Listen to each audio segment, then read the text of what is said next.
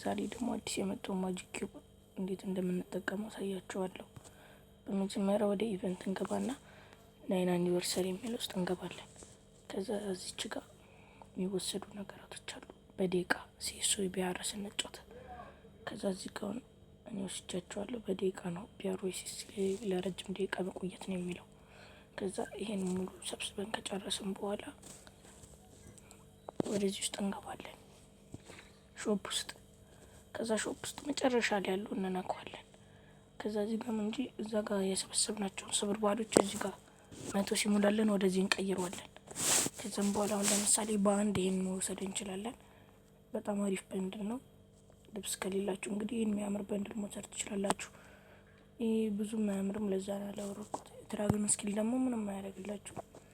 ይሄ ደግሞ ሌላኛው ይሄ ቢያር ላይ ስትወርዱ እንደዚህ ከውጭ ሆናችሁ ቦታው እንዲታያችሁ ነው። ያምራል። ከስሩ እንትን ነገር ይወጣል፣ በረዶ ስብርባሪ። እስኪ እንሞክረው።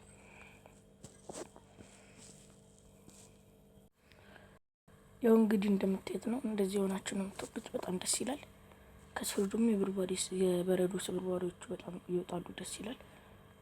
አሪፍ ነው። እንግዲህ ይሄን ብትወስዱት። ሌላኛው ደግሞ የኛው ልብስ ነው።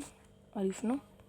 ቆይ እስኪ ነው አሪፍ ነው። የኛው ግን የሚያስጠላው ነገር በሁለት ማጂክ ኪዩብ ነው ማግኘት የምትችሉት።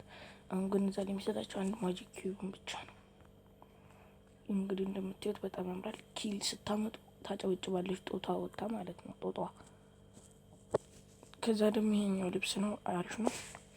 እሱን ግን በሁለት ነው መውሰድ የምትችሉት። የሚያስጠላው ነገር እና ደግሞ ጓደኛችሁ ሲጠራችሁ የሚቀሩበት አካባቢ ነው። በጣም አሪፍ ነው። አኒሜሽኑ ራሱ በጣም ደስ ይላል። ግን ይሄም በሁለት ነው ማግኘት የምትችሉት እና ኢቨንት ሳያመልጣችሁ ቶሎ ኮይኑን ወስዳችሁ ይሄን ማግኘት ትችላላችሁ። ስለተከታተላችሁ